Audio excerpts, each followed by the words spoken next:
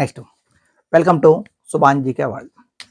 So Indian governor generals sir Charles Metcalfe ఈయన 1835 to 36 మధ్య ఈయన పాలించాడు 1835-36 మధ్య ఈయన ఉన్నాడు ఈయన పత్రికా ఆంక్షల చట్టం తొలగించాడు 1835లో వెరీ వెరీ ఇంపార్టెంట్ పత్రికా ఆంక్షల చట్టం అనేది తొలగించాడు. సో ఇది చూసుకోండి వెరీ వెరీ 1835 అనేది నేను చాలాసార్లు చెప్పానమ్మా. ఓకే, ఏమేమి ఉన్నాయి ఆ సంవత్సరం ఇంగ్లీష్ ప్రవేశపెట్టారు ఇండియాలో. సో మన దేశంలో మొట్టమొదటి ఏది అస్సాం రైఫిల్స్ వచ్చింది ఆ సంవత్సరం. కంప్యూటర్ను కనుగొన్నది చార్లెస్ బాబేజ్ 1835. కాబట్టి ఇదంతా చూసుకోండి. తెలుగులో మొదటి పత్రిక సత్యదూత, ఇవన్నీ 1835 అనేది లింకు పెట్టుకోండి. ఓకే, నెక్స్ట్ భారతీయ పత్రికా రంగ విముక్తి ప్రదాత ఎవరంటే చార్లెస్ మెట్కాఫ్.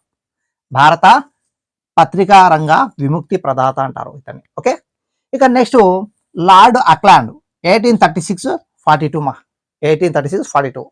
ఈయన మొదటి ఆంగ్లో ఆఫ్ఘన్ యుద్ధం జరిగింది ఈయన హయాంలో. మొదటి ఆంగ్లో ఆఫ్ఘనీ యుద్ధం అనేది ఒకటి జరిగింది. ఓకే, ఇక నెక్స్ట్ మాండవి రాజ్యము బ్రిటిష్ సామ్రాజ్యంలో విలీనమైంది మాండవి రాజ్యం బ్రిటిష్ సామ్రాజ్యంలో విలీనమైంది. ఓకే, ఇక నెక్స్ట్ తీర్థయాత్రల పన్ను రద్దు చేశాడు ఈయన.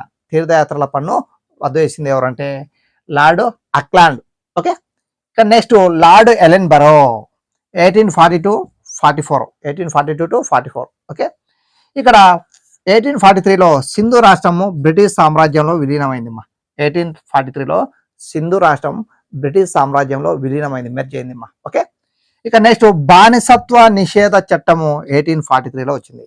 బానిసత్వ నిషేధ చట్టము 1843లో వచ్చింది. ఓకే, ఇవి చూసుకోండి, కంపల్సరీ మనకు అడుగుతుంటారు కాబట్టి చూసుకోండి పత్రికల గురించి చూసుకోండి. ఓకే, మన దేశంలో మొదటి పత్రిక బెంగాల్ గెయిట్, అది కూడా చూసుకోండి 1780. Okay, thank you, all the best.